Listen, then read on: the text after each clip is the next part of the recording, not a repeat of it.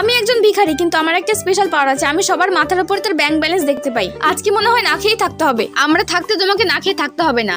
এই মেয়েটা দেখতে একদম আমাদের বসের মতো, একে তাড়াতাড়ি উঠিয়ে নিয়ে চলো। আরে আরে, কোথায় নিয়ে যাচ্ছ আমাকে? ছাড়ো ছাড়ো ছাড়ো। তারপর আমি দেখলাম, আরে উনি তো সত্যি আমার মতো দেখতে, কিন্তু ওনার কি হয়েছে? উনি কোমায় চলে গেছেন। একদিন ম্যাডাম পায়ে হেঁটে বাড়ি ফিরছিলেন, সেদিন কোনো গাড়ি নিয়ে যাননি, জানি না কেন, কিন্তু হঠাৎ করে একটা গাড়ি এসে তাকে ধাক্কা মেরে দেয়। তারপর থেকে ম্যাডামের এই অবস্থা। এই সুযোগে কোম্পানি দখল করার জন্য ম্যাডামের সৎবোন আজকে একটা মিটিং রেখেছে। ম্যাডাম না যেতে পারলে কোম্পানি তার হয়ে যাবে, তাই ম্যাডামের মতো সেজে আজকে তোমাকে ওখানে যেতে হবে। না না, আমি যাবো না। ভেবে দেখো, যদি তুমি যাও তাহলে এই কার্ডের সব টাকা তোমার। এত টাকা? আমি যাবো। তারপর অঙ্কিতা আমাকে সবকিছু ভালোভাবে শিখিয়ে দেয়। এইবার হবে আসল খেলা। আমার দিদি কোমায় চলে গেছে, আর এই মুহূর্তে কোম্পানিতে বসের খুব দরকার, তাই আজকে থেকে আমি আপনাদের বস। এত তারা কিসের বোন? আমি চলে এসেছি। আরে তুই এখানে কিভাবে এলি? কিন্তু আফসোস, মিটিং শেষ হয়ে গেছে, তাই এখন থেকে আমি এখানকার বস। আমি যদি প্রমাণ করতে পারি তুই আমার অ্যাক্সিডেন্টটা করিয়েছিস, তাও তুই বস থাকবি? এখানে আসার সময় হঠাৎ করে ড্রাইভারের গলায় এত মোটা সোনার চেন দেখে আমার সন্দেহ হয়েছে। তারপরে তাকে ধরে সব কথা সত্যি বের করে নিয়েছি।